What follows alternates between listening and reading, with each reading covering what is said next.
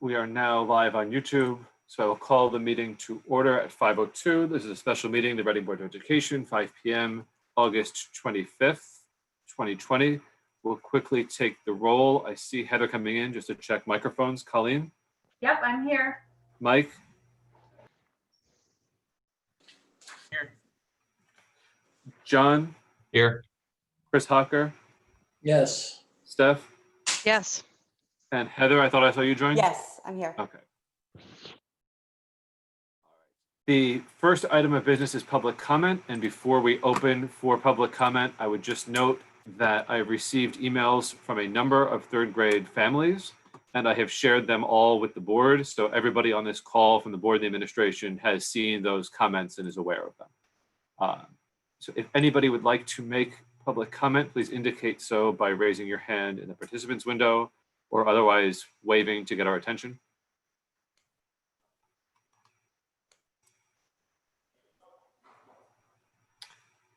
Seeing none, is there any board member comment?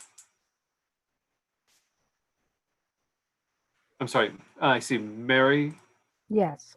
Yes, go ahead. Hi, can you hear me? Yes. Oh, I had sent you an email today.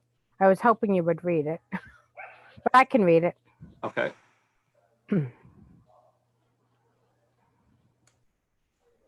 Go ahead if you'd like. Yep, thank you. As a town resident and a staff member of John Reed Middle School for 23 plus years, I would like you to share this at your next meeting. This is a quote from To Kill a Mockingbird, which is a novel done in the 8th grade curriculum. You never understand a person until you consider things from their point of view, until you climb into their skin and walk around in it. These are some of the things that our staff will be doing.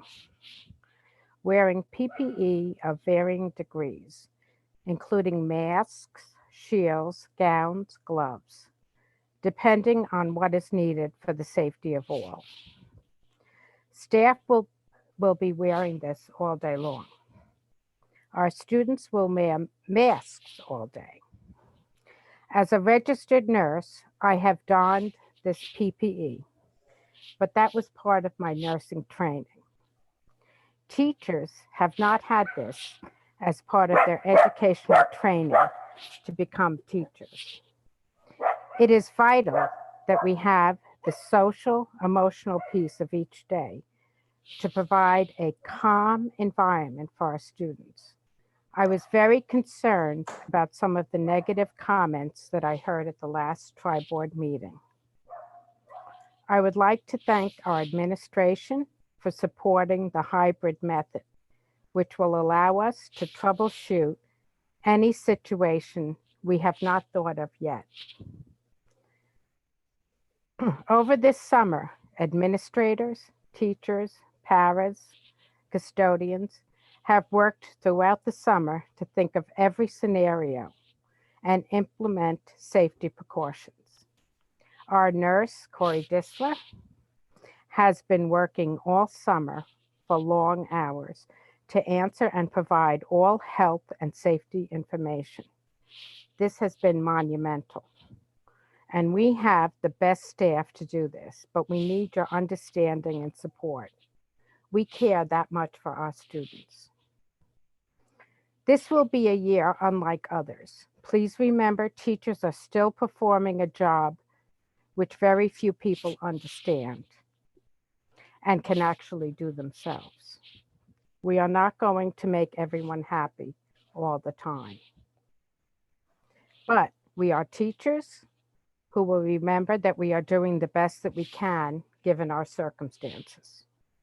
It will be easy to feel that we are not doing enough. It will be easy to feel guilty about things that we can't change or control. It will be easy to forget to take care of ourselves while we are trying to help our students. And so I'm reminding teachers why you began teaching, because it's what you love. And no matter what challenges that we face this year, we will endure because we are leaders in a profession like no other. Thank you. Thank you, Mary. Can you just provide your full name and street for Oh, the I'm minutes? sorry. Sorry That's about that. Mary Urban, 94 Pickett's Ridge Road. Thank you, Mary. Give one last call if there's other public comment. Dana? Hi, I'm Dana Schmidt. I'm a third grade parent of James Schmidt, 70 Gallows Hill Road. You referenced comments, many parents sending you comments about third grade. I wondered if you could explain a little bit more about what that is about. What the comments are about? What the concerns are about.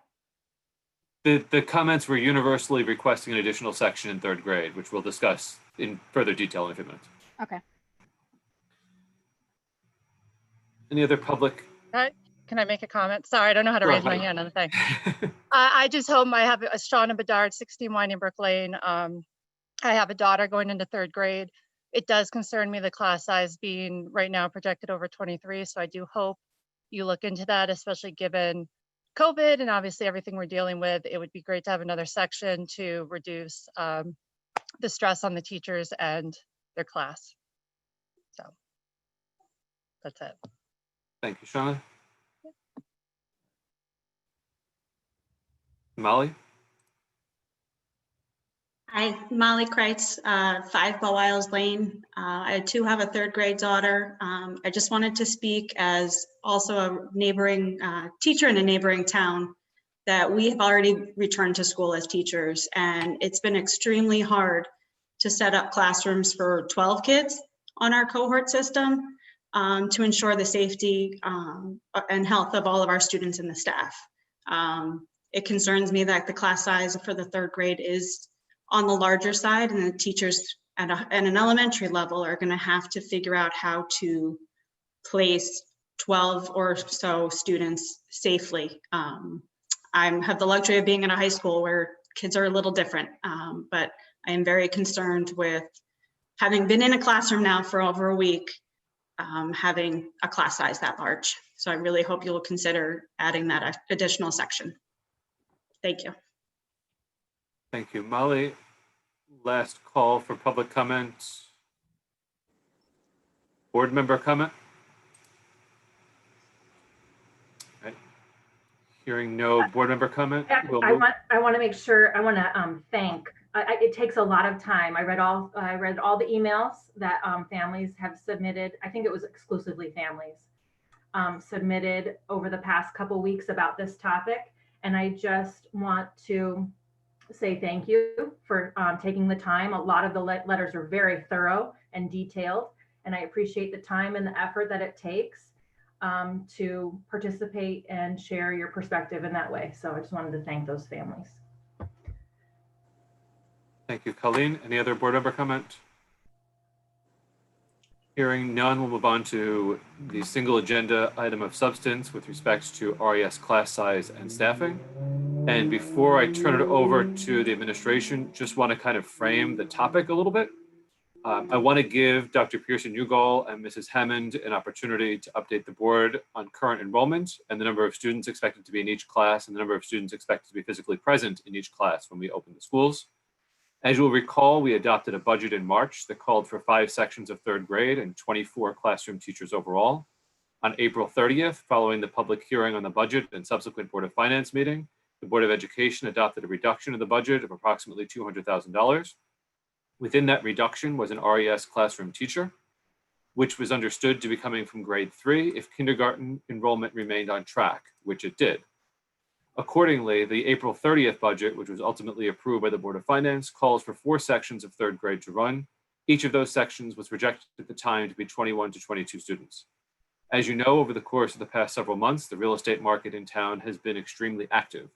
This has resulted in a higher than typical flow of students into and out of our schools this summer. The flurry of activity has caused concern about enrollment and the number of sections being run in third grade and other class levels throughout RES. As of our meeting 2 weeks ago, enrollment in grade 3 was trending in the direction of 22 to 23 students per section. I've asked for this meeting today to permit the administration to explain the current enrollment in class and section sizes, provide their recommendations, and permit the board to discuss whether to adjust plans for the coming year through allocation of existing staff or hiring, or to make no changes. And so with that, I would invite Dr. Pearson-Ugal and Principal Hammond to provide an update on enrollment at RES. Thank you. And with that very clear introduction to the topic, I've asked Mrs. Hammond to provide the board and the community an update of the enrollment for all grade levels at RES, including the breakdown for hybrid sections and the numbers that we have as of today for students who will be temporarily learning from home.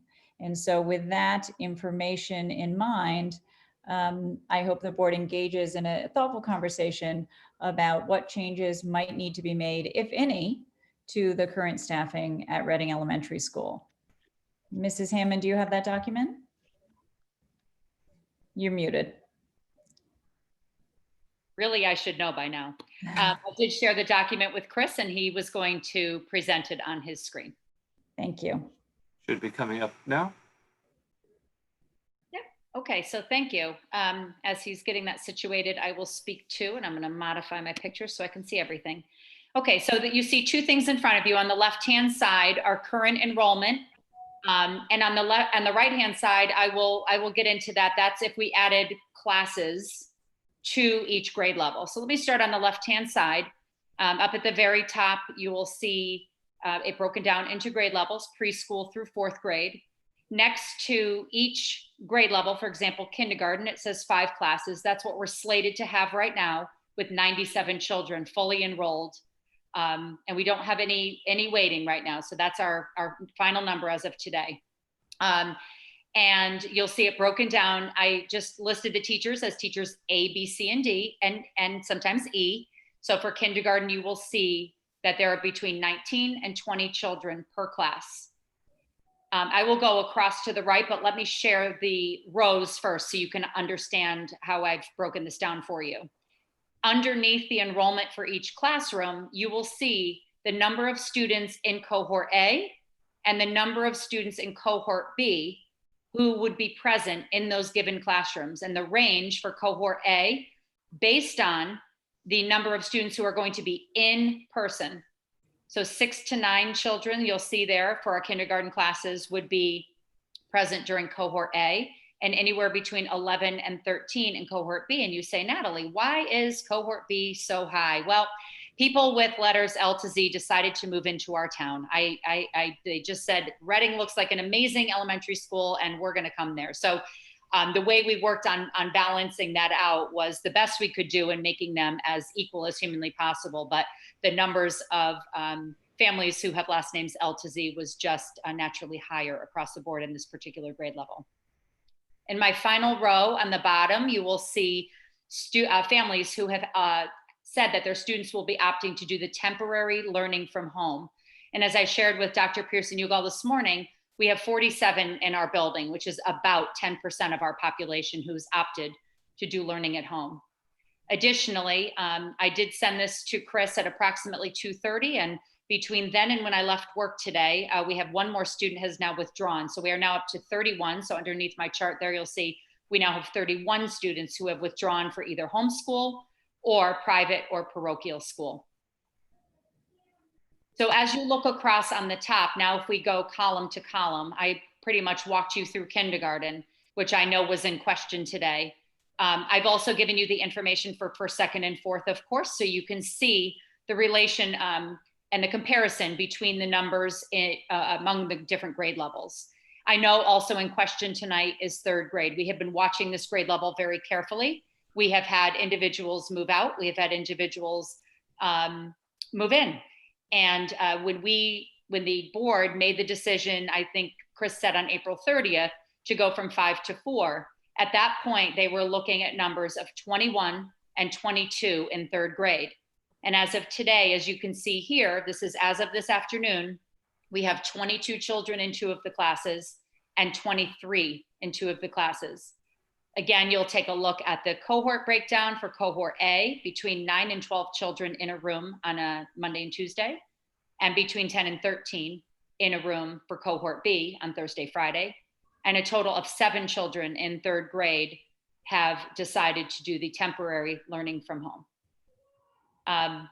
So just for clarity, that 7 is in addition to or part of the, That's part of, they are still our students. So that's considered part of that 90 children up above. And Natalie, Part of the 22, 23. are they assigned to a specific teacher? Yes, every child who's doing temporary learning from home is still obtaining the lessons and the information from that said teacher. So yes, every student out of those 47 who have opted for temporary learning at home will have a classroom teacher and will be able to engage in the learning.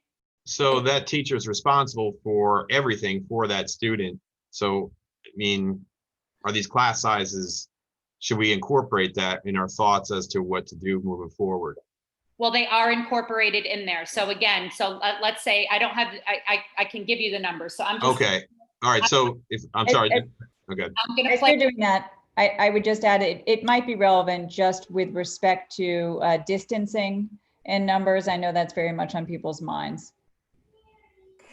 My question is about how those are broken down. Like if there's 7 kids, are they all kids from one cohort in one class? Or like, would there be? Nope. The most across the building is 4 in one classroom. In that classroom, 2 are in cohort A and 2 are in cohort B. That's the most across the board. And then in 4th and 3rd grade specifically, we have between 1 and 4 children per classroom who have opted for temporary learning at home. But John, I think to clarify what you said, those 7 children are within that number of 22 and 23. We're not adding on Okay. to that. Okay, So I'm going to give you teacher A for an example. Teacher A has 22 children. From that group of 22, one of them is learning from home. okay. That Right. makes sense. Right. So, and that goes, and that's for all the grade levels. It's fairly, there are some grade levels where there might be a couple in one class and only one in another, or a couple in one class. But the way we were looking at it, when Joe and I were looking at the enrollment and looking at the classes, we made our placements in June for specific reasons. So we wanted to try to keep our cohort, our groups together as much as possible. And those children still are part of this learning community. So even though it shows 7 learning from home, in teacher A's classroom, that child who's learning from home is still going to be a part of that learning community through the, as we're calling it, the distance learning or the live streaming part of those days, if that makes sense. Okay, thank you. It is a good question, because for us, again, I was telling Chris before we came on tonight, for us, we're eating, sleeping, and breathing this. So for us, so we understand, please keep asking the questions, because for us, these are numbers that we look at and we get like this. So it's good that we're asking those clarifying questions, because it can get confusing. On the right-hand side, on the right-hand chart, the same exact numbers have been brought over, as you will see. And in green, and you'll actually see a change in one of these, because we had another kindergartner today. So Chris, can you go up to teacher A kindergarten on the left layer and make it 20? Right? Yep. And I'll play around with these. Again, our numbers are changing daily, but not significantly. We had 1 child withdraw today, and we had 1 child join us today. So it is constantly changing. But you will also see on the right-hand chart that what I've done is in green is what we currently have in place. The green numbers should match what you see on the left-hand side in the left-hand chart, with some slight variations with some of the numbers, again, because of our movement. With the red, those are what the numbers will look like if we were to add an additional section. So if you look at the 3rd grade and kindergarten, which I believe are a topic of conversation for this evening, the kindergarten, if we were to add a 6th class, it would bring the class sizes down to 16 and 17. And if you look at the third grade classes if you were to add a fifth section, and it would bring the classes down to 18. I think it's also important to remember that the students opting to do temporary learning from home can opt back in at any point, right? Yes, they do have that ability to opt back in.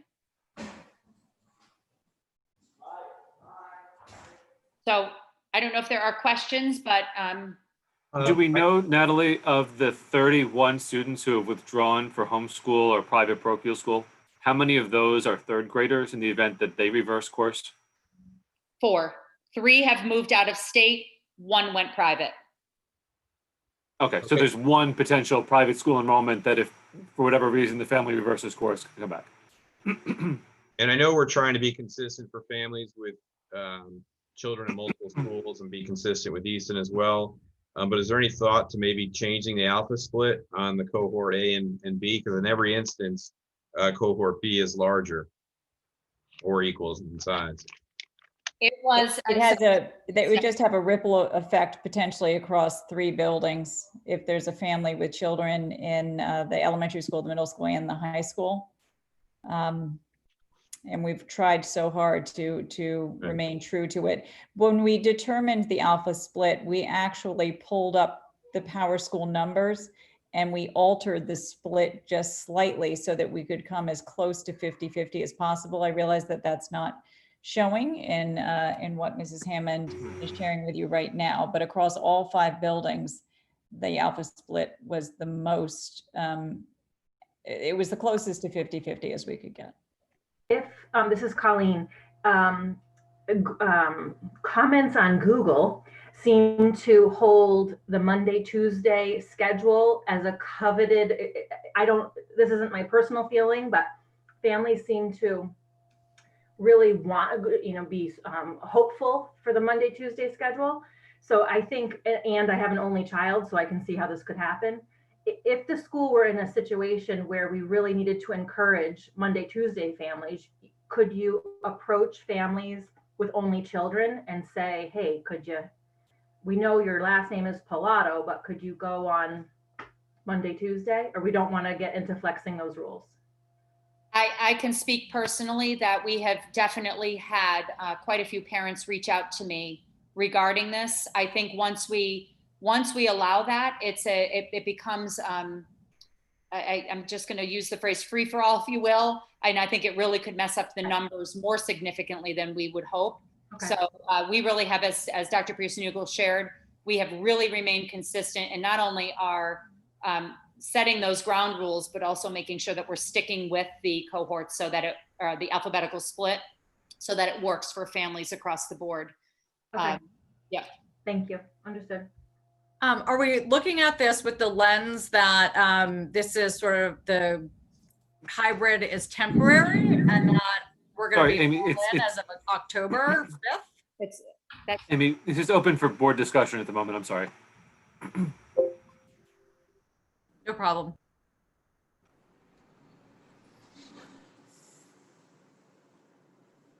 I have a question. Forgive me if it's been asked before. What's the total of the students that have opted to do temporary learning from home? I can't see.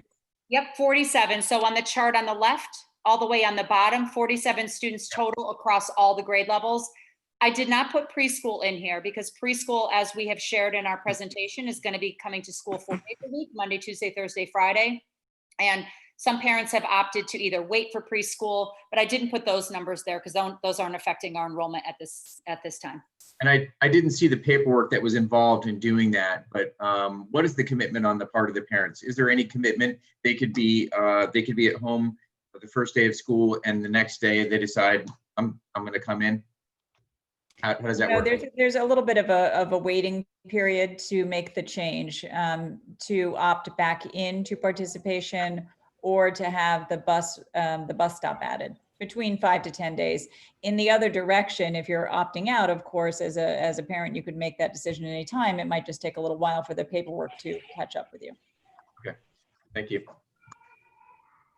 Natalie, I understand that not all RES families have gotten back to you yet about whether or not they intend to send their children or have temporary learning from home. I assume that the numbers you're presenting assume that anybody who has not gotten back to you is coming in person. We have a very small handful left. My secretarial staff today rocked it. We had 100 families to call and they rocked it. We're waiting for a couple of calls back, but the information in front of you is as close to accurate for day one. They really were a huge help to us today in making those phone calls and confirming with families. Of the families they called, only 2 who did not fill out the survey said, you know what, we're going to do temporary learning from home. Everyone else was ready for the hybrid. So the numbers you're seeing, I think are pretty close to accurate. We're just waiting on the couple of callbacks of voice messages that were left. Not going to move more than 1 or 2 No, in either direction. no. I don't think so unless people change their minds, but as of now, no. If I could ask the question that someone else attempted to ask, about whether we still, and I don't want to wander too far here, but are we envisioning the full in-school to happen? I mean, does that assume that? And I guess the next question is, does that matter? Because maybe it doesn't.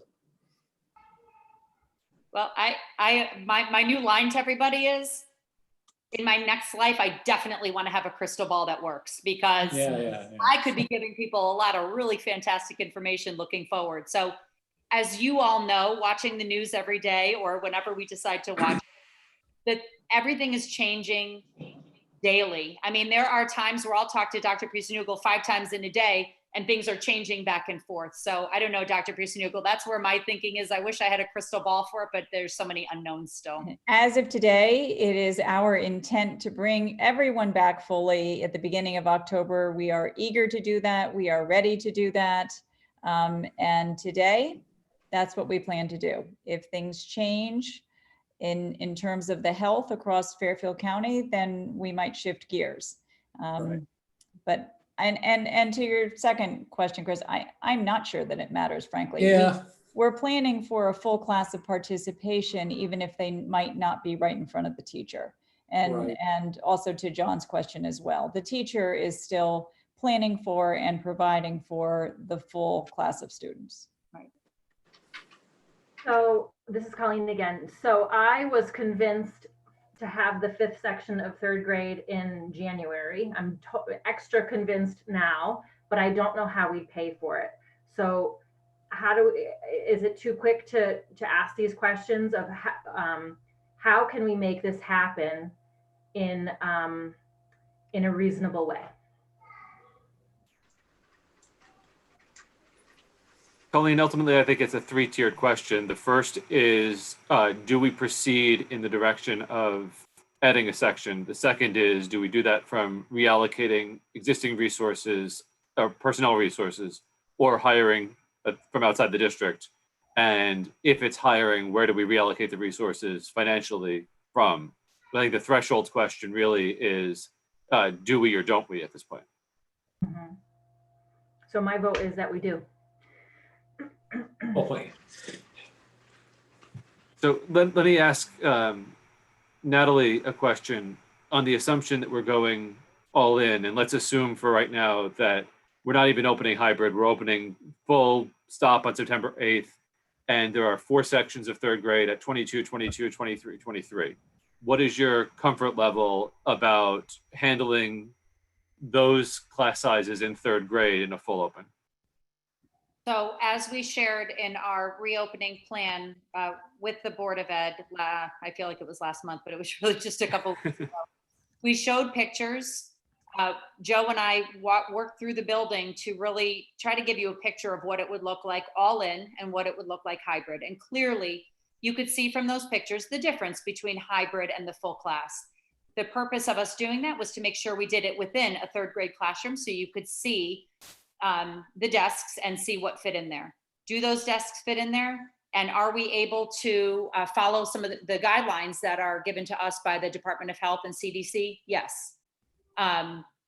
So that's where we're at now. And when we were making the initial desks up throughout the building in both in the West Wing, and in this south wing, and also in the 57 building. They're all different class sizes, so classroom sizes and area. So we made sure to go to each of those areas to find what our numbers were at that time, to make sure and ensure that those desks would fit in there and allow the teacher to have space for working too. And we did that in the 3rd grade wing, in the south wing, and we did that also in the 57 wing, as there are 2 3rd grade classrooms there. And that's where we sent you the pictures. Those are the pictures that we shared with you.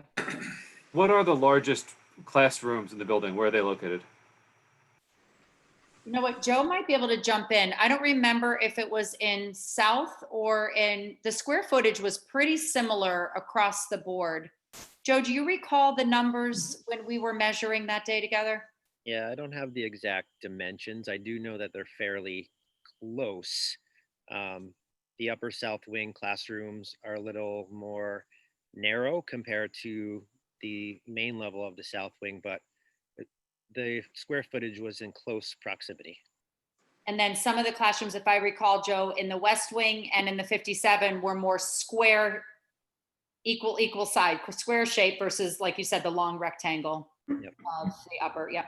Okay. But again, the square footage was very, very similar across the board for all the classrooms. So Natalie and Stephanie, would it be your recommendation at this point to proceed with the current class configurations, or would it be your recommendation and request that a section be added?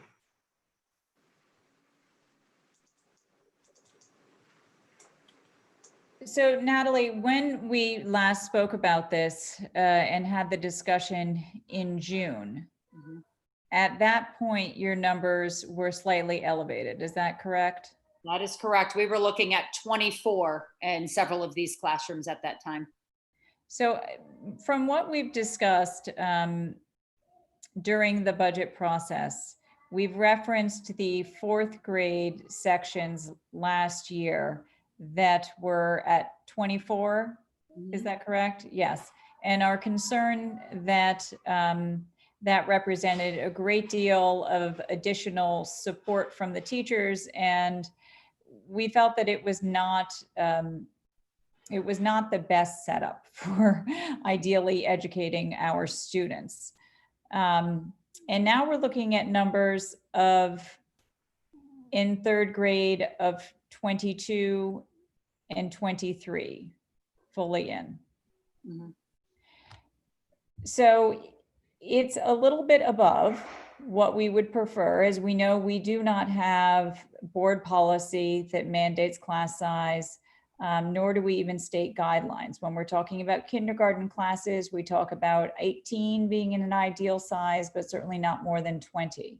When we get into the upper grades, it can flex higher than that, and the board in the past has certainly reviewed guidelines from other neighboring districts. It is not atypical to see a 3rd grade class with 22 and 23. I think for the board's discussion, it might be worth considering whether this year in this learning environment is any different than any other year, and whether we should consider adding an additional section in order to meet the students' needs. At this point, I'm not hearing a recommendation from the administration to add a section different from any other year based on the numbers we have today in August. That's Is correct. that fair to say? That's fair to say, yes. I think that it's interesting that you brought that up, that to think about this and as the same as any other year, because in a normal school year, I would be okay with these numbers for a 3rd grade class. My concern is if we have everybody in, the distancing, what that's going to look like.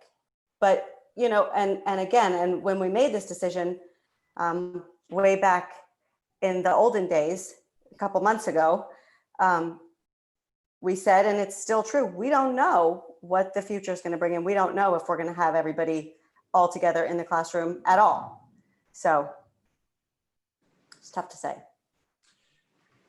Chris, if I can jump in here, I'd like to go back to, I'm not sure I agree with the way you framed the question, in the sense that I think Colleen was asking for some sense of what the alternative, what trade-offs would we be making if we were to add a section of third grade? And I would like to hear that. That would influence my vote, no question, to understand the trade-offs.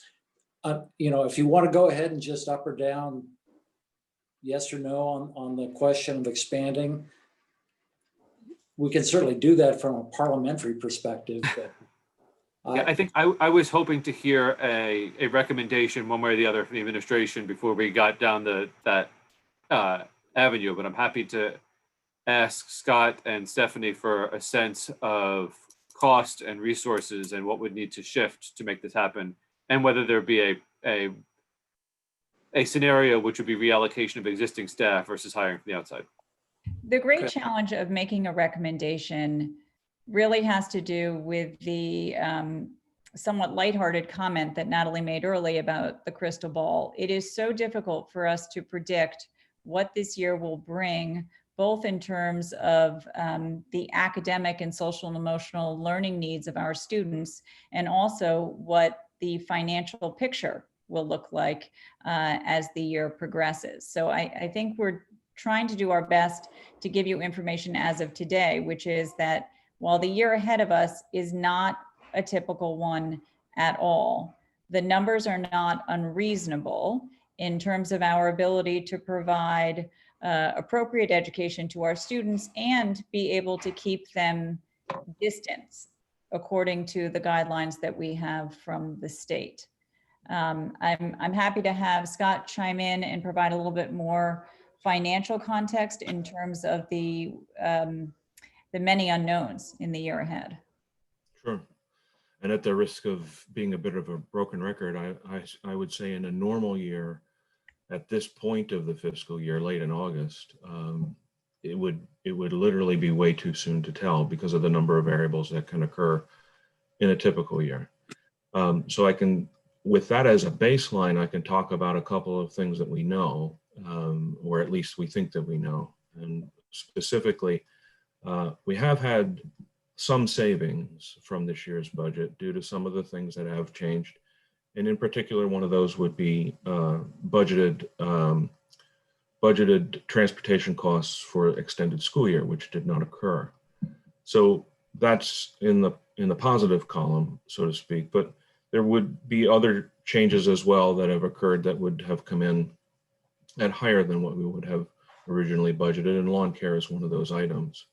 So if I had to at this moment say what do I think are the pluses and the minuses right now, I'd say, well, we're probably about 100K to the good right this very minute. We also do know, again, back to a normal typical year, that's a number that can change very quickly as there are changes in student needs. On top of that, approximately a month ago, we had a review and discussed the anticipated costs for reopening.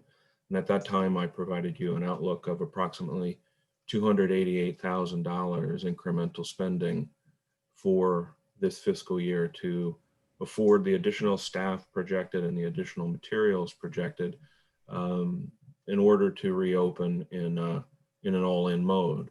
At that time, I had estimated personnel costs on a 90-day basis as really a middle point, again, against the anticipated variations that we think that we may see. And obviously, since then, we've made the decision to change from an all-in mode to an initial hybrid mode for the first period of the school year.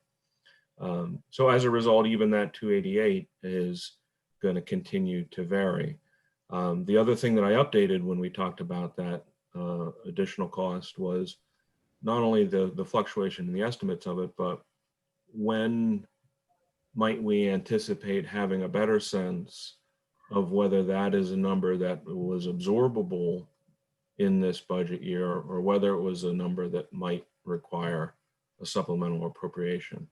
And I had indicated at that time that the January timeframe was really the best time to think about that, because we would have a much better understanding of the degree to which we were in school, the degree to which we were in a hybrid mode, the degree to which we were in a all out or distance learning sort of mode. And each of those have implications to the financial course of the year. So that's a long way of saying too soon to tell, and I don't really know, but hopefully that gives you some context of the way the numbers are moving so far this year. And Scott, when we removed the classroom teacher from the budget in April, I believe we had a dollar figure assigned to it, roughly $74,000 fully loaded. Would that be more or less where you'd expect the higher costs to be? I had that discussion actually with both Dr. Pearson-Hugo and Principal Hammond today. And I think we're comfortable for the type of position that we're contemplating here to be in the 50 to 55,000 range.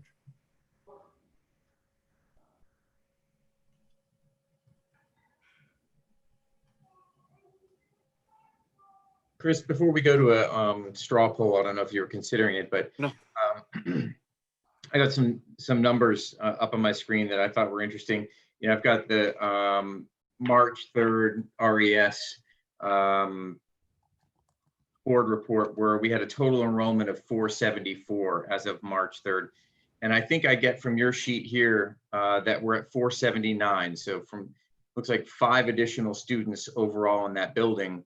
I also have 26 sections here in March and 27 sections on your sheet that's on the screen. So we've actually gone down overall in class size. I know we're talking about 3rd grade specifically here, but yeah, we've Are you gone counting down. preschool on that?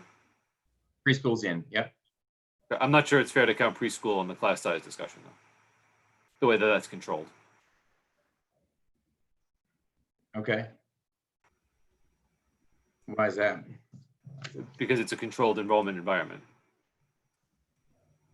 We keep the class sizes very low. I mean, in comparison, low on purpose. Well, that's true, but I have preschool in both years, in both comparisons. So whether they're both in or both out. Right. I'm assuming that the number of students in preschool is materially lower in the numbers on the screen than what you're looking at. So when it says, which is another way of saying I don't think aggregate class size is a particularly valuable statistic. okay, well, we've gone, fine. I guess the point would be then, if we don't talk about class size, we talk about total class or, you know, total school population, we're up by 5. Looks like we're up by around 5.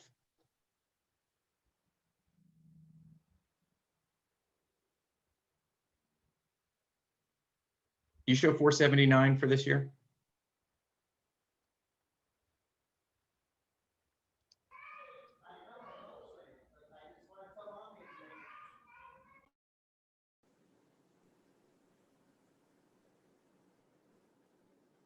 I haven't done the math. I know Natalie mentioned that it was 500 all in a couple of weeks ago, I thought. Yeah, I remember the 500 number, but that could have been with preschool.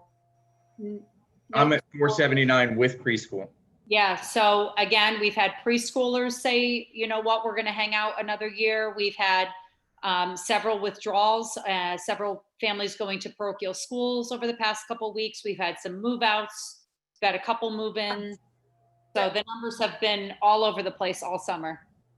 That makes sense, Mike, then if it's the 31 plus your number, because a couple days ago we were talking in the 500 range, so that's roughly. No, I'm in, it includes the 31. I have 31, 98, 88, 76, 90, 96, and. He's talking about the 31 that withdrew, Yeah. not the 31 in preschool. Yeah, I have 479 right now as well. Okay. Okay. And just to explain our numbers, we had 5 classes of preschool's been the same with 4, 2 threes groups and 2 fours groups. Kindergarten was last year and this year too, 5 classes. First grade last year was at 4 teachers, but because of enrollment, we moved a second grade teacher down to first grade. So you'll see second grade was at 5, now it's at 4. So that's that was an even split. As you recall, fourth grade was at 3 classes. We're now up at 5. And third grade last year was at 5. So And net is 26 sections versus 27 this year, is what I show before this discussion. I just want to make sure we all know where we're coming from, that it wasn't like we reduced the number of sections during budget time. Well, we reduced the requested number of sections, and the third grade cohort represents a reduction in sections from the experience they've had the first 4 years in school. The third graders now who are being split 4 ways have been split 5 ways, K1 and 2. So it's a reduction in sections for that cohort of families. Got it.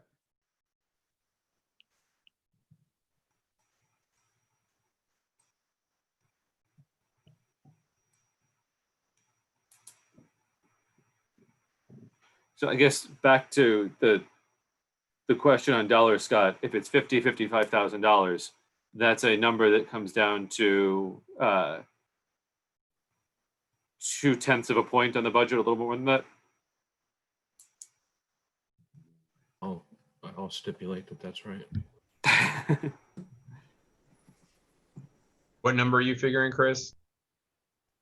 Percent of overall budget, 0.2 of a. No, I understand that, but what 50 to 55,000 is what Scott said would be the higher cost, or what he. Yeah, I think, you know, when Scott and I talked, we were looking at what is a potential, but this is going to involve a hiring to happen in the next 3 days, because the teachers come back on Monday. So I would keep my fingers crossed that we can not only find someone, but again, looking at Scott's numbers, be able to stay within that range. And as we always do at RES, finding the best person and making sure that we're giving our best to our children. So Not just find somebody, but find somebody good in 3 Right. days. It's not Exactly. already the point. I just don't want to put it, I'm just nervous about us saying it's just going to be this amount when that's kind of a tricky part when we're hiring. We'll certainly do our best, but I want to make sure we have the best for our building. Let me reframe my question about recommendations a little bit different, Natalie. Given what you understand right now about the breakdown of this cohort, the 4 sections, the teachers that have been assigned to teach these groups of students, and the available job market and candidates that are available to theoretically hop in in short order, would you be more comfortable in we're all in for the next year with running with the 4 sections you have now, or hiring from the pool that you're sort of generally familiar with existing in the outside? That's a really loaded question. It took 2 minutes to ask it. Again, That was the condensed version. I'll go back to, it's August 25th. Mhm. So if we had come together and made this decision back in April, that would have given time to, again, really vet and really find what's best for our building. It's a very hard question to answer right now, given where we're at and that all of my certified staff is returning on Monday. Getting someone in and on board and in this, and not for nothing, redoing all of the placements that are already done and sitting in Power School waiting for families to open up like a birthday present. I don't know that I have a solid answer though. It's a lot right now. Are we going to discuss other options? I don't want to jump the gun here. As far as go for it. I mean, are there opportunities to move folks in building from current positions to a classroom? So if that question is for me, I'll put you on the spot. Yes. Yes. But of course, as we've discussed in the past, that would impact programming. Right. So that would be another need to have that conversation. But yes, we have individuals in the building, but that would impact our programming that we have in place currently. Yes, we have a number of individuals who are not assigned to homeroom classes who have the appropriate certification to teach third grade. But as Natalie said, that either affects a program or it affects our ability to provide intervention in some form. Would it be better ultimately in a solution where we added a section? Would it be preferable to reallocate an existing human resource, a teacher into that section and go to the outside to hire somebody to backfill that position that they would be leaving? Versus hiring a third grade classroom teacher who doesn't know the RES community yet? Possibly. It affects a different group of students in a different way. So to the extent that the students served by an individual who's not a classroom teacher are receiving some form of intervention, then it affects sort of the whole student experience. We could hire someone who's a great fit for that position, but I would say that those positions are more specialized and almost harder to fill with well-qualified applicants. But it's a little bit of this and a little bit of that. I'm sorry that it is not an easier decision for all, because certainly our homeroom classroom communities are the the lifeblood of the school experience. So that's our core. We must have strong homeroom classes in place. So if it means redeploying someone from another position to ensure that that exists for our students, then that would be preferable. But it doesn't mean that it won't come with the price of some students not having their needs, possibly not having their needs met as fully, because it will be more difficult to find the right person to serve in the other position. Well, let's get back to the question. Let's assume that by hook or by crook, you could get this done and it would cost somewhere in the range of $50,000 to $75,000. Okay, pick a range, 60 to 80, doesn't matter. Because as Chris pointed out, as a percentage of the budget, that's not very large.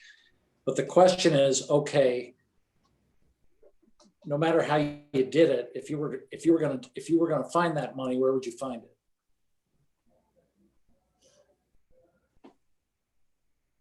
Yeah, and I'll jump in here. That's why my earlier answer, unfortunately, was too soon to tell. I think there are just so many variables that if I needed to, even though it's 0.2, as we know, we can certainly underspend our budget by 0.2%, but we certainly can't overspend it by 0.2% without a supplemental appropriation. So at this point, if I need to make a call on it, and if the range of answers is no to yes with I'm not sure in the middle, towards the no to I'm not sure end of that at this point. But again, I'm purely looking at this from a conservative financial point of view, and the fact that out of a 12-month budget cycle, the bulk of our spending really has not even begun yet. Can I ask And you? if we were to close for a month and not run buses, and the governor doesn't order us to pay bus drivers, we have the money in spades theoretically at that point, but there's no way to bank on that. Potentially. I'll also remind you that certainly in regards to things like building management systems and those kinds of things, we're leaning now towards opening as much for external fresh air to be introduced, which automatically means you're not optimizing for fuel efficiency. So it's entirely possible that our fuel oil and our electric side of things could see unprecedented impacts as well. But again, that's speculation on my part. I have a question. I know you probably can't say specifically what programming would be affected by moving a teacher around that we already have. But I'm just wondering if there are programs that we had planned to run that now, under maybe guidance from the state, is sort of like maybe, I'm thinking specifically of something like band. You know, I saw the guidance from the state that said you play your trumpet through a hole in your mask or something. And it just seems to me like an absolute impossibility. I'm just wondering if there are things that we have planned to offer that are maybe just completely unreasonable right now. Right, I can give you a little sidebar. We are not doing our band instruments this year, but we are doing our strings. Good. So yeah. our instrumental music teacher will still be active with 3rd and 4th graders with strings. We found that was still very important to keep in our programming. Good. That also aligns more closely with what Easton does. Right. I worked with Kim Fox Centura about that as well. Yep.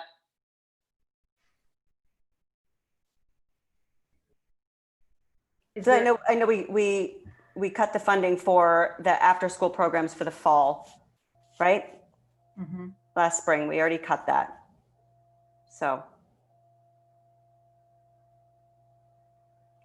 I mean, as Stephanie mentioned, as Dr. Priest-Nugel mentioned, the programming that we would have to take a look at are programs that would either support students who are benefiting from intervention or enrichment opportunities. Those are the individuals who I am thinking of right now. So it takes away from the other incredible work that we're doing to, again, as we always say, meeting the needs of all the children and Those reaching. are the only individuals who have the appropriate certification Right. to take an additional section. So any savings in terms of after school or a change in our instrumental program, it doesn't provide us the full-time staffing that we need that would have the right certification.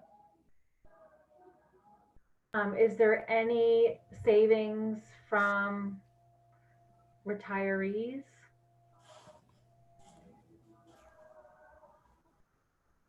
No, nothing that hasn't already been accounted for.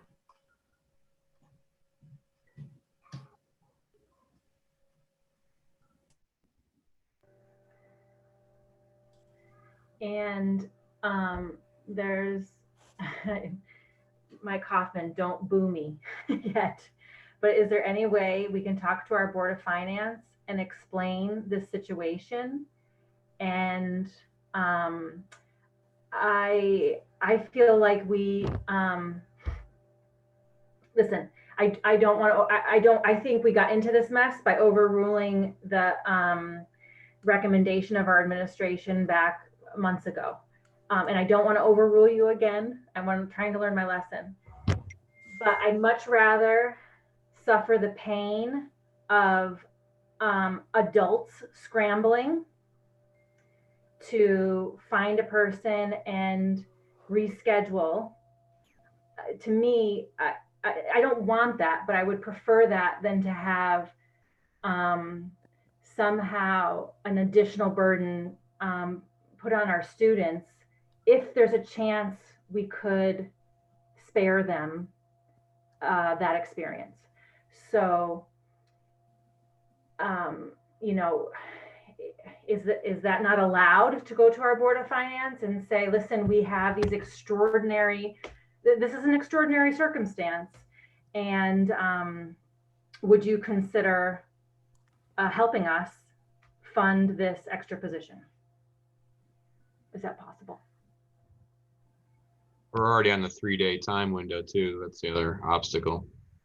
I don't think we'd be going to the Board of Finance immediately and seeking that funding. I think we would have to be committing to the fact that if we're going to say, let's add the section without making an offsetting reduction to something known in the budget, we'd be hedging favorably heading towards Scott's sort of January timeframe of having a better idea of where the budget's going to land, by which point we would then be starting to have a conversation with the Board of Finance saying, it's looking like we're going to land heavy by X and we're going to be gearing towards a supplemental appropriation, which at that point may require additional reductions to, or discussion with respect to what we're running in the spring time period, but it's sort of cart before horse. I don't think you go to the Board of Finance immediately and ask for that appropriation. I don't think that's how it would end up working. Because we might not need, Correct. not need Exactly. it. If we're not running the buses and we're not paying the buses, we'll have plenty of money for this. You know, we wouldn't be paying for the heating either, right? So, or at least not with the windows being open, I mean. So, Right. There remain dozens of variables that move levers up and down, even more so than are typically here on week, 8 of the fiscal year, wherever we're at.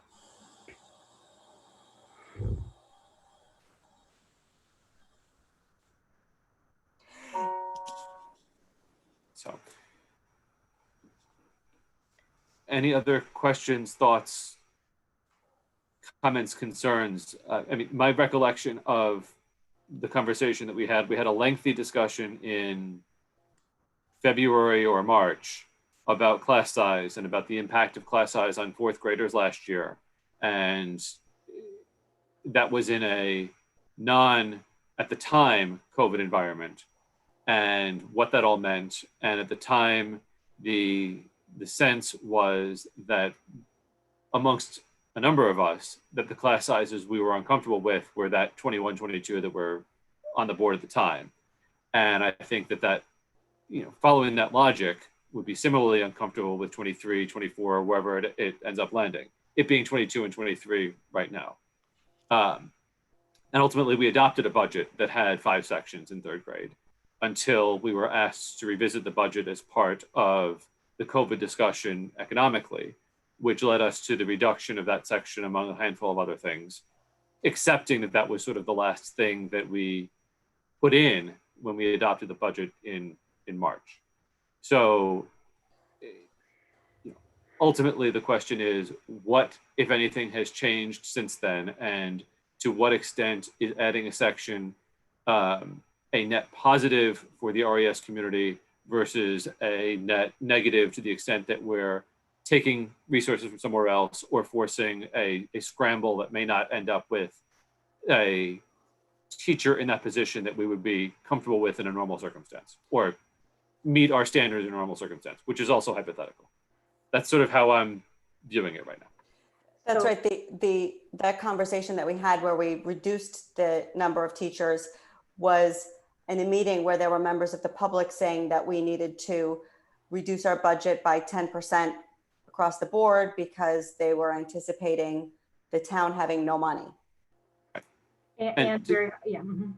And to be clear, the town, from what I understand, has met its tax collection benchmarks for the month of July, which the concern had largely been that there would be a significant shortfall. Just to be clear, we didn't reduce the number of teachers. We went from, and taking preschool out, we went from 22 sections to 23 sections in probably reacting to, the fact that we were at 424 students and now we're at 448. This is without preschool. We reduced the number of teachers in the operating budget and in the plan for this year. From the request. Well, it had been approved at that point. The board approved it in March and then walked it back in April is the reduction. Natalie, you wanted to say something? I just wanted to clarify that I just want to keep in everyone's mind that our smallest class is now in 5th grade. So that also has something to do with when we were projecting and asking for these additional class sizes. The 4th grade was only at 71 and then up to 74 children. Now, if you'll look at when you looked at the numbers earlier this evening that I shared with you, we're looking at higher numbers across the board in all the grade levels. So I just wanted to clarify that played a role in it as well. Right. We replaced that small 4th grade cohort with now our largest cohort coming in at the bottom in kindergarten. So I don't recall this with a classroom teacher, but I do recall this with other sort of more specialized positions that the board approved a position, but we did not find an appropriate fit. And so we didn't hire that person that year. So is it possible to, for our board to support the additional section with the caveat that if Natalie doesn't, or the team does not find an appropriate staff member, that she's not forced to just hire someone who's available? I don't know if that makes any sense, but can we have both? Can we offer both? The section, but also the out, that if she doesn't find the appropriate person, we're not forced to hire someone. Basically put the decision back in Natalie's hands based on the talent that's available. I don't know. I'm sorry, Natalie. I'm not dreaming up more work for you to do. I'm sorry. I'm sure it sounds like that. It's okay. I'm dreaming it as well. It's all good. I think what the board might consider is adding the additional FTE and allowing the administration the discretion of determining the placement of that individual as either a homeroom teacher or in a role that would provide support, assuming that we can find someone who's appropriately certified to do that. What would you envision the other supporting role to be? It would either be the individual who provides gifted education and enrichment, or it would come from our 3 content specialists. I will say that in general, it is easier to find a teacher who is certified to teach a general homeroom classroom than it is to find a specialist. I see. So you were suggesting authorization of an FTE, and that might just be backfilling and moving somebody who already exists back into a class. Potentially. I mean, I think it's allowing the administration some discretion to get to work tomorrow morning, potentially, and then dig into resumes and then find the best fit for our students. Right, and place the right parts in the right places, basically. Exactly. Make sure I understand the end here. So you're opening up about 5 positions that you could potentially hire just to make it easier to, find somebody in 72 hours. But the end game would be that somebody would get moved into 3rd grade and we would go from 4 sections to 5 sections. Is that what you were thinking, Stephanie? What I'm suggesting is, in my mind, I'm counting 1, 2, 3, 4 individuals who serve as content specialists, who are, some of them are appropriately certified to teach 3rd grade. And what I'm asking for is if the board determines that you want to add an FTE, then Natalie and I get to work to look at the applications that we have to see if we can find someone who would be a good fit for a homeroom teaching position. And if we cannot find someone that's a good fit, then we could redeploy someone who's currently serving as a specialist into that classroom position, and then look for a specialist, knowing that the day 1 start of school is a little bit less critical for those roles. Still critical, but not in terms of launching the school community.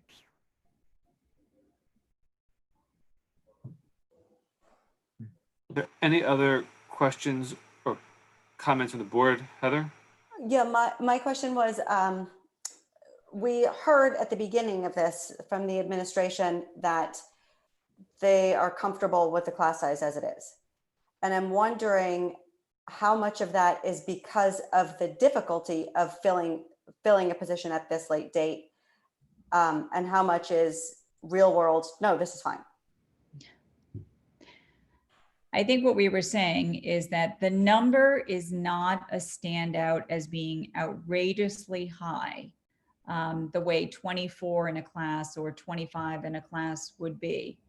But what we also said is that there are so many unknowns in the year ahead of us, and still so many unknowns about the effects of last spring, that it is so difficult for us to gauge exactly what our students will need until we have them back in the building. So if the board decides to add an additional section, then I think that provides some insurance. I can't stand in front of you and say, this is absolutely a need based on data, because I just don't have that right now. Can you finish what you were starting to say before you said the part about the data? You said, it seemed to me like you were just about to say something different. I wish we could rewind the tape. I'm taking notes. It's difficult for us to gauge until they are back in the building. Is that what you're talking about? It's exactly what I'm saying. I mean, last spring was a very unusual spring. And so we know that some students actually excelled during distance learning. We also know that based on the reports from many of our elementary parents, a number of students struggled, but we were not able to conduct traditional assessments during that time. We also didn't have full engagement of all of our students. So there are many unknowns. And once the students get back with us and we're able to reform communities and begin to assess them, which will not happen, of course, in the first 2 weeks of school, then we're going to have a better sense of their needs. And then whether those needs are being met in a classroom and possibly a classroom of fewer students, or whether those needs are such that it's going to create more of a load on our content specialists who provide tier 2 and tier 3 intervention. Those are the unknowns that we have right now. I remembered it was, you said if we added this position, it would be some sort of a safeguard or you didn't use the word safeguard, but Safety that's what net. yeah, safety, like. Indeed. So if you add the position, then you essentially are creating a smaller class size. So you're enabling the teacher to spend that much more time with each individual student, regardless of the model that we're in. If you don't add the position, then we have class sizes that are still reasonable, but on the higher end of reasonable. And that is coupled with the many unknowns that I listed regarding the effects of last spring and how students will temper the year ahead. Chris? Yeah. Let me ask you this. Could this decision, just mechanically, structurally, could this decision be deferred so that, let's say by mid-year, you'll have an idea of, because there's so many unknowns and we've all acknowledged that. So that by mid-year, you could say with an absolute certainty, you know what, we need to do an internal reshuffle here. And the reason I ask that, first of all, is it even possible or desirable? But secondly, I gotta say that I just haven't heard anything compelling here beyond what was already discussed not once but twice in our budget deliberations. But if we could have the time to actually get facts and evidence and data and whatever else, I'd be a lot more comfortable with it. I mean, is another way to think about this to say that we bring the students back in September, October, and that's going to identify what deficits exist, and to the extent that it makes sense to bring in an interventionist or somebody else to help. Is that another way to sort of crack the nut? So let me say this. I think that is certainly possible to split the classes mid-year. It is absolutely not desirable. You would be disrupting a community during a time when social and emotional learning is more critical than ever. And I think our parent community would be extremely upset about that decision. But what you could consider is deferring the start, for instance, to the gifted program, which is not ideal, but you could defer that for a period of time and allow for an additional section to be created with that individual. Not to say that we would then collapse the sections, but I think that it's far better to start with more than to consider breaking the classes apart once the year gets going. Okay. And then you're also working with a known entity as opposed to hiring, but this is a very difficult call. This is Colleen again. I, of course, look to our administrators for the data, and I really appreciate that you brought the conversation back to the data. I think where there is a disconnect is because, lies within families that have experimented with having children together over the summer and just having 2 or 3, keeping them socially distant is very, very challenging. And so when you think about having this grace period of hybrid until October, but then back to all in, it's not in anticipation that COVID will disappear. It's in anticipation that we will have the protocols in place and practiced enough that we can safely come back together and maintain social distancing. And I think there's doubt amongst parents about the ability to maintain that. And I trust your, if you guys say you can do it, I trust that, but I think there is some doubt in that way. And I think there is some, there's not a lot of confidence, universal confidence that the gaps that were created in distance learning in the spring will be able to be filled in a larger, in any class size, but in a larger class size. So I love the data, but I also want to be real. And I also acknowledge that teaching is an art, and it's very hard to put data around. We try very hard, but it's difficult to put data, assess an art with data.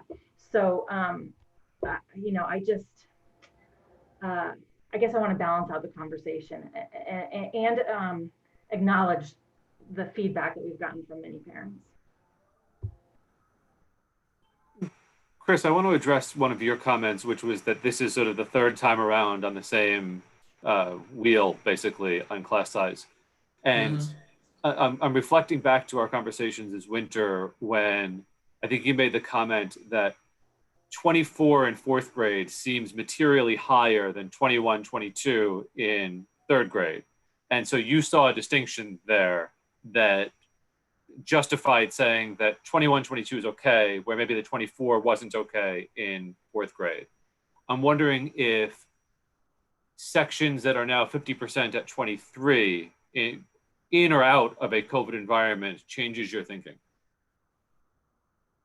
Well, and I trust your memory. It's obviously better than mine.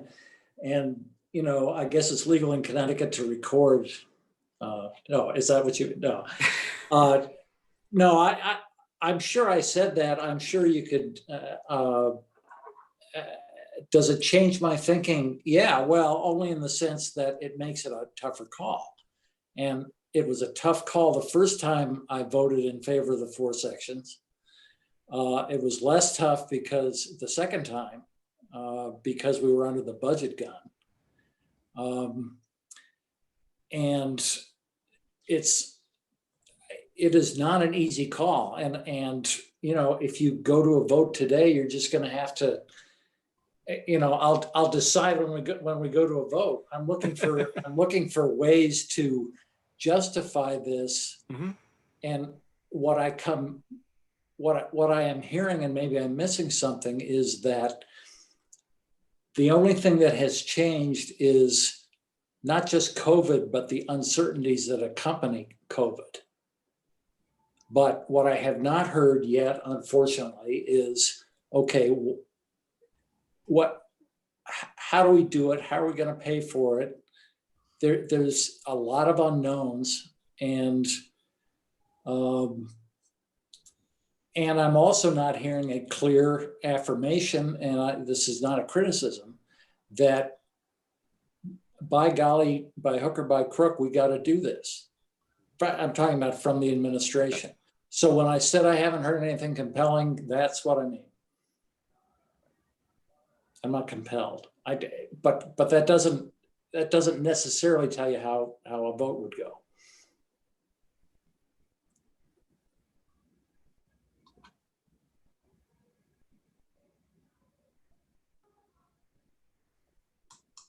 there are no other comments or questions, I think the path forward is one of a few things.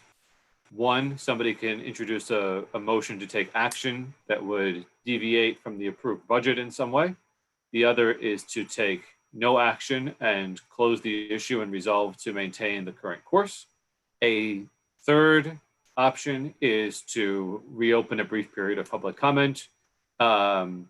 And that's sort of where the options are. So if anybody has any thoughts on a path forward, I'm happy to hear them. But wait a second, it doesn't necessarily involve a change to the budget. When I say the staffing that was approved in the budget, to the extent that there's a hire involved, we would need to make that articulated. I think we have to give the administration direction, even if it's a cost neutral situation. I don't think that and Stephanie, correct me if I'm wrong, I don't think the administration is comfortable going out and hiring tomorrow and then reporting back, we're just going to take $60,000 from over here. But I thought that there was a way to do this without necessarily hiring someone right now.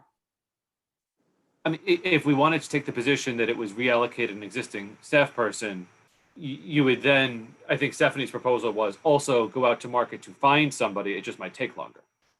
Right. So it seems as if you have a few different choices. You could give us permission to hire one FTE and give the administration some discretion of where to place that person based on the candidate pool. You could allow us to defer that hire until halfway in the year, which would mean that we would redeploy someone into an additional section. And then, similar to the way a long-term leave is structured, when a long-term sub takes over for a teacher halfway into the year, we could create that type of setup, which is not ideal, but it happens every year when teachers go out on long-term leaves. Or we could do nothing financially in terms of the budget and redeploy a staff member into an additional section, or we could take no action at all and keep the class sizes as is. Is there something to be said for redeploying an existing teacher and deferring the relaunch of Gifted and Talented until the second semester? And then basically be backfilling that on a long-term sub basis, January to June? Yes, so that was the other option that I came up with. That's Okay. the one That's what you're trying to articulate. Okay. That's what I was perhaps not clearly trying to say. Well, but then would that be preferable? In other words, would you prefer to go ahead and hire? Because the whole point would be to add a fifth section of third grade, right? Yes. Okay, so I guess we're asking, I mean, there's lots of things you could do. I mean, we can shuffle balls around all we want, but the question is, is it preferable to do that and defer the enrichment program or however you want to express it in order to have those 5 sections? Not just, we could do it. Yeah, we could do it. I'm not sure it's preferable. It means that the board is not spending the entire amount that an FTE would cost.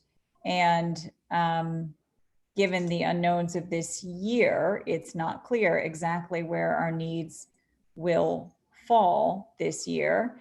And while it would take a great deal of work to get an additional classroom set up and to shift gears in terms of losing a program, the person's already on staff, so we wouldn't have to hire anyone, and it would give us more time to find someone possibly at the mid-year point. It means the students in that classroom have a transition at the middle of the year, but that's not, it's not as if kids never experience a transition, because that does occur when teachers go out on maternity leave, for example. Right. I'm not sure I heard what I interpreted Chris's question to be as far as what's preferable, keeping gifted and talented intervention in place as it is now versus bringing that third grade down from 23 to 18. Thank you, John. I didn't want to be a prosecutor. You're not. I think you hear us struggling because Yeah. we really do our best to make data informed decisions, and we don't have accurate current data right now other than our enrollment figures. So I think what I started to say earlier that maybe Heather was getting at was that the safety net would be to hire an additional full-time teacher, making the classes that much smaller, allowing the teacher to give more attention to every individual student because there are simply fewer students in the classroom. And then what will be, but we are staffed fully and possibly more than would be in a typical year. If this were any other August and we had all of the current assessment data on our students, I don't think I would be throwing up a red flag about 22 students in a classroom. It's not ideal, but it's not outrageous. Is the other question mark that we just don't know who's in the applicant pool? I'm a little less concerned about that, honestly, Colleen. It's a scramble because we're at the last minute, but you know, Mrs. Hammond's a very talented woman. I have great faith in her ability to comb through applications, to pick up the phone, to work with her colleagues to find a really terrific teacher. And I think that our parents should certainly feel confident in that ability as well. So I certainly don't think we're going to set our students up for a year with a teacher who's not absolutely qualified and ready to serve in that position. Does Scott have these credentials? He's not even laughing. He didn't get it. We want to hire you, Scott. Will you teach third grade? It'll probably be easy compared to what we put through. So, okay, which motion offers the most leeway for our experts to make the best decision overall for the school?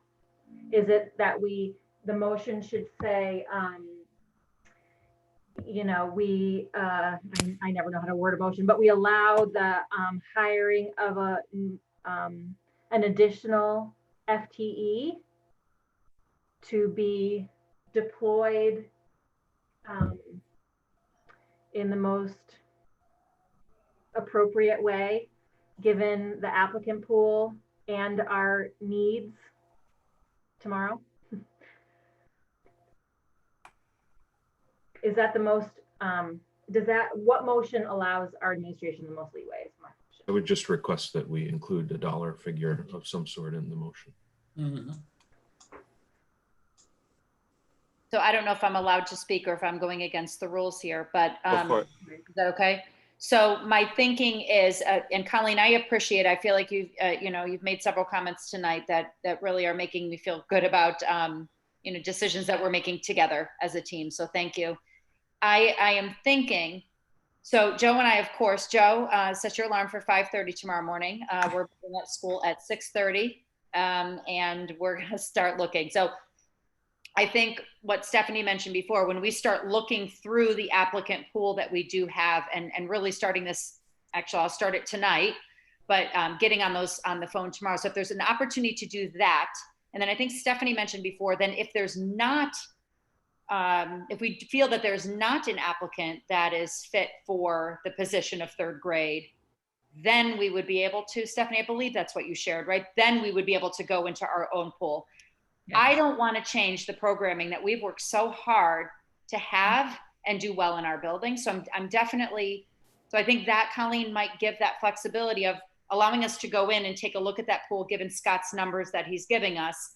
And if we feel that in the next couple of days there's not an applicant in there who can fit the bill and live up to our wonderful standards at RES, that then we would look within our staff, as Stephanie had mentioned. Am I saying that correctly? Or yeah, I understand what you mean. Now, Chris Parkin, put that in a motion. I'll make it. No pressure. You mean that? Authorize the administration to hire an additional 1.0 FTE at an expense not to exceed and to increase the number of third grade sections from 4 to 5. I was trying to keep up while you were talking. Yeah, you're pretty good at that. Can you make it bigger so I can take a picture and remember what I'm saying? Thank you. And what is that number? Is it 55? I think you probably want to go up to something like 70. Yeah. I would defer to the administration's thinking.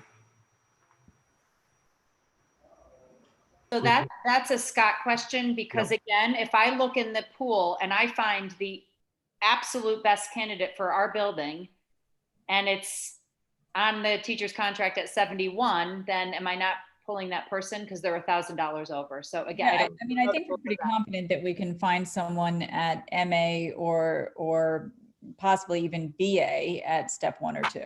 Yeah, and that was the 50 to 55 that I mentioned earlier. If we wanted more latitude and put a cap at 80, that would give us a great deal of flexibility. Obviously, Natalie would look for the best candidate in the available pool.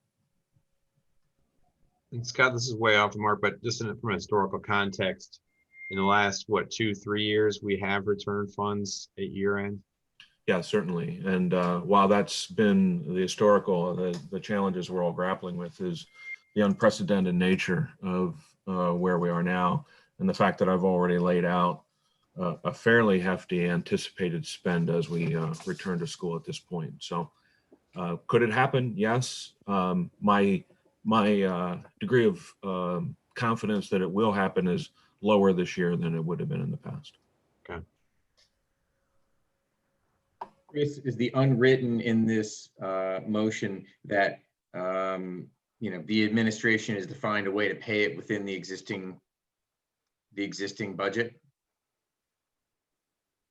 I mean, we're not approving an expense here to increase the overall budget for the year, right? We're just, Right. I think implied within this is spent out of existing funds, the same way it was implied within the discussion about COVID supplies earlier. But I think it gets back to Scott's point about the way that the levers move up and down. By January, February timeframe, we'll have a better idea specifically where that money gets transferred from to offset savings that could occur from any of a number of buckets going forward. So, but to Mike's point, should we say that? I think we did, one of the motions in a recent meeting did say, Right. The COVID supplies motion included language that says without an increase in the overall operating, or something to that effect. I forget what the language was. yes, could we add that here? where you could say, in addition to the 288,000 that we asked you to find within budget, find more stones. Find another 80. This is why, I think this is possibly why Scott's starting to squirm a little bit. And we haven't even started. I mean, sort of, we started our fiscal year, but nobody's stepped foot in the school yet.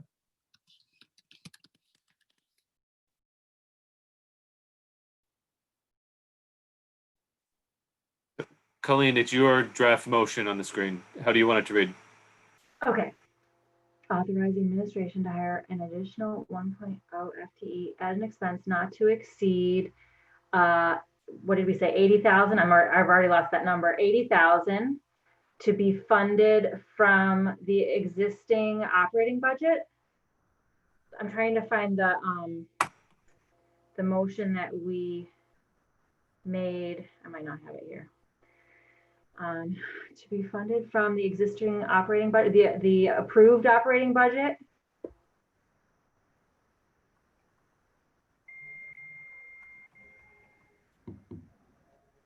And to increase the number of third grade sections from 4. Does that seem like a kosher motion? Does that follow the rules?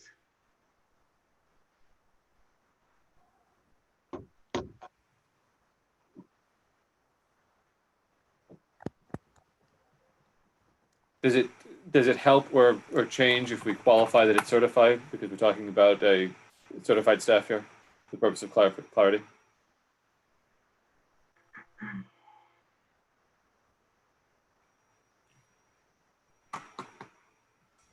Is that for anyone to answer?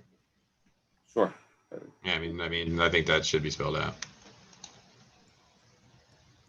Authorizing the administration to hire an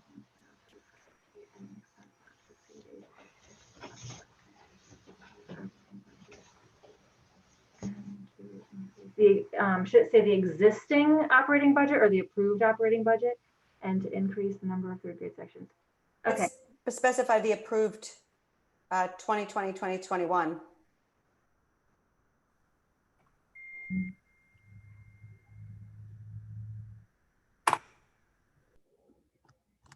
Okay. And I've added up to an additional 1.0 FTE in the chance that this is resolved with a 0.8 or some other kind of combination of FTEs between bodies. Okay. Good.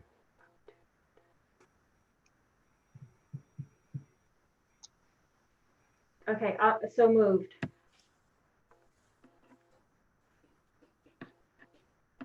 I'll For a second. Who said second? That was John. Okay, thank you.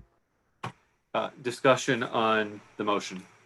What are the thoughts about pausing for public comment?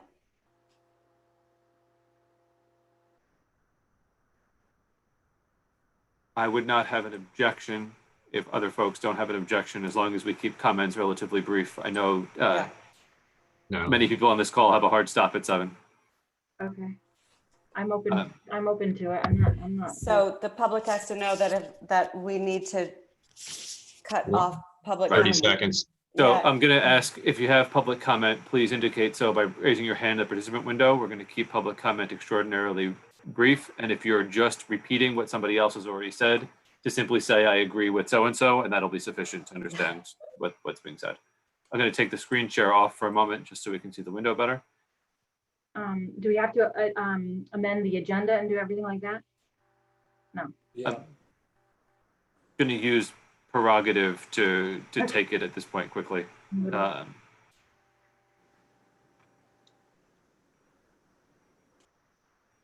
I'm seeing no hands raising in the window. I see Kelly.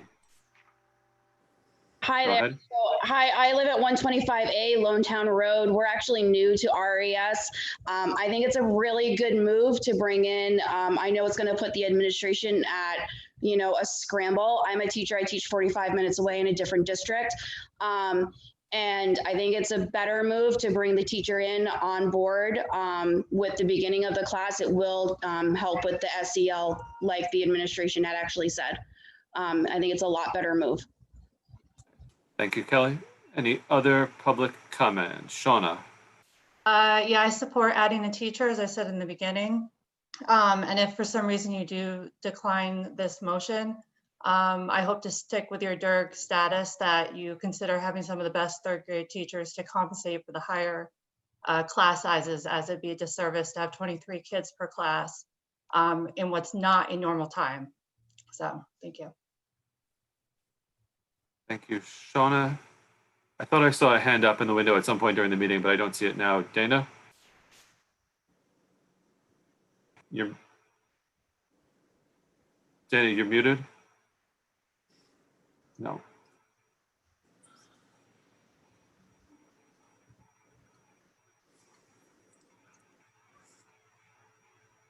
I agree with what Shauna just said. There it is. I agree with what Shauna just said. Okay, thank you, Dana. I'm searching the participants window and I see no additional comment. Last chance. I see somebody who's identified as iPad. Yes, this is Dan Sokol, 8 Lamppost. Just wanted to say, in terms of the social emotional needs of kids, a lower ratio can never be a bad thing in terms of just having the eyes and ears available just to be helpful. I mean, it's just been so insanely chaotic for my kids in elementary level, my kindergartner coming in. So I think another set of hands and lower ratios is not a bad thing at all. Dan, what was your last name? Sokol, S-O-K-A-L, and my kids are the Stadler Sokols. Okay. Lamppost, got it. Thanks. Thank you, Dan. Last call for additional comments. Seeing no additional comment, back to the motion. I'll put it back up.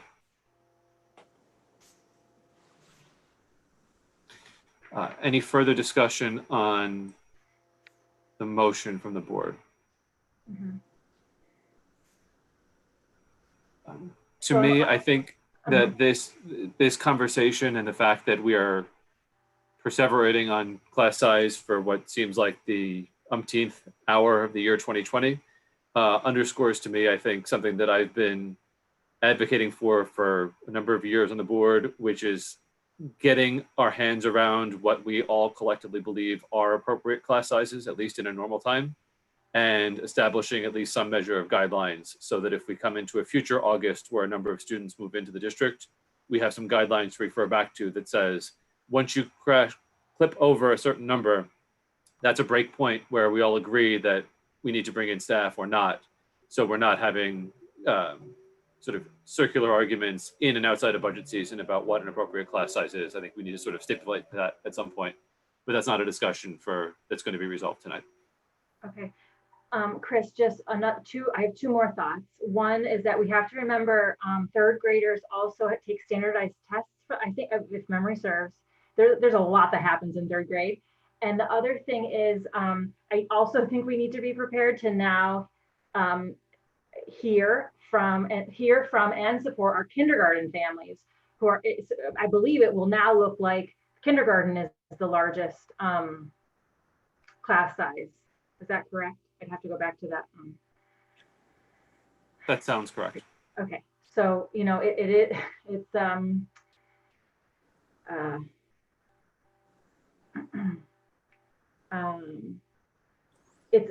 is very difficult to satisfy all the players, and I just think it moves the needle in the right way, but that we also need to be prepared to support concerns from the parent community when they now talk to us about kindergarten.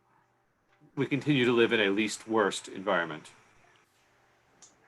The question is that, because we've talked about a lot of things, is there any way that this motion could end up causing gifted and talented to be paused? Is there anything in here that says that there can be a shuffle of staff prior to the hiring, or if hiring is not possible? I just want to make sure we go into that eyes wide open. The concern being at the beginning of the year, there is no G&T program. Right. I understand, Natalie, you can correct me, the incoming third graders haven't really been evaluated at all because of COVID. And so there's already sort of a pause. That's correct. And we were awaiting tonight's meeting. I have been working closely with Matt Farina, the gifted and talented teacher. He has his information ready to go out, but we're waiting to hear the decision of the board this evening to take our next steps. But the testing was supposed to be done in the spring, and we are looking to conduct that in the fall. But to address Mike's question, if this motion is adopted and let's say, for example, you go out to market and don't find a candidate right away, and as a result, the gifted teacher gets reassigned into a classroom,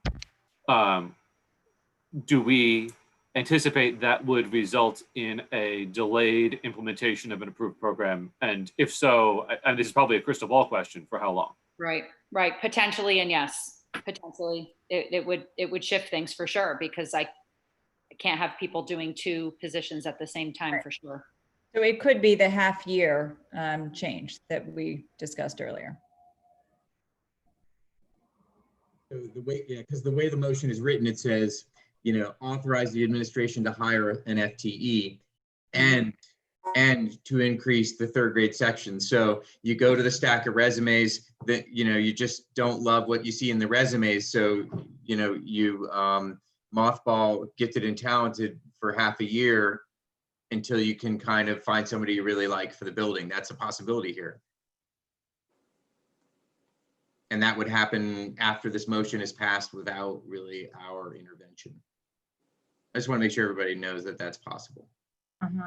Yeah, like opening a can of worms, kind of.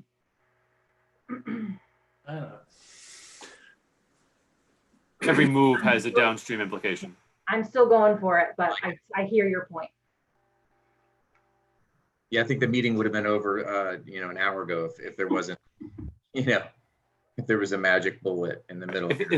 Right, if this was easy, this is a 5-minute conversation.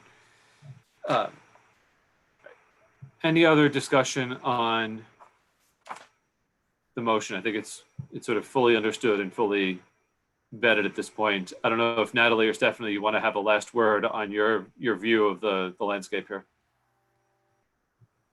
I think we've said enough. So if there is not a great applicant in the applicant pool, is there an option to have a sub till you find the appropriate applicant, or that doesn't work because you want the person at the beginning of the year? The ideal, and I think Stephanie is an elementary person too. Yeah, the ideal is to have someone to kick off the year with the children to develop the classroom community. That's huge at all levels, especially elementary. So that would be the goal, which is why Joe and I are going to get no sleep tonight and are going to start looking through these applications tomorrow. But is it doable? Yes. It's not ideal though. Okay. Just trying all options here.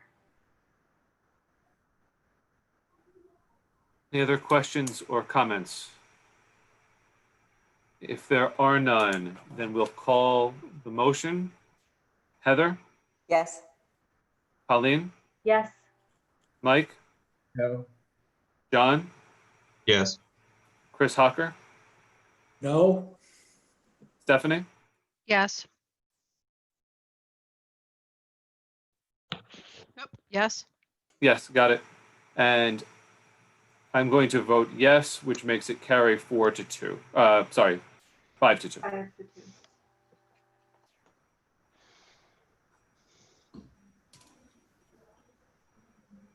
Sorry, Natalie and Joe.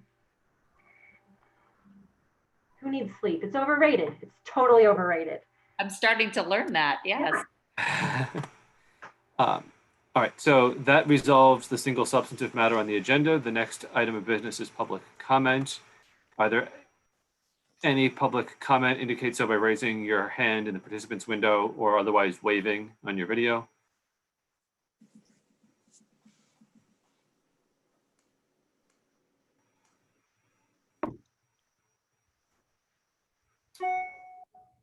Going once, going twice. Wait, I see Alexis Where? had a hand up. All the way at the bottom of my participants window. Maybe not. I see Alexis clapping, it looks like. Oh, clapping, okay. All right, I see nobody else with their hand raised. On to board member comment.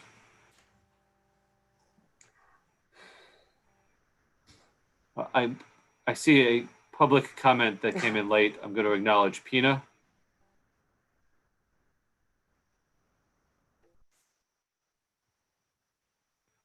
You should be unmuted.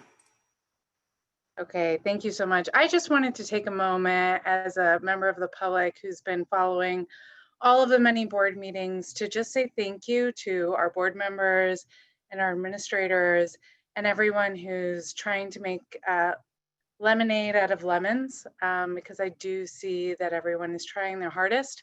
And I just want to appreciate, I know it's not an easy situation that we're all in. And I thank you because it's a lot of work. Thank you. Thank you. Thought I saw Jen Zulaga's hand up. Maybe it went down.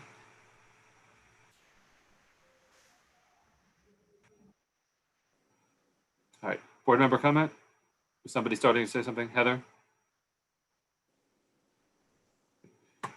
There being no...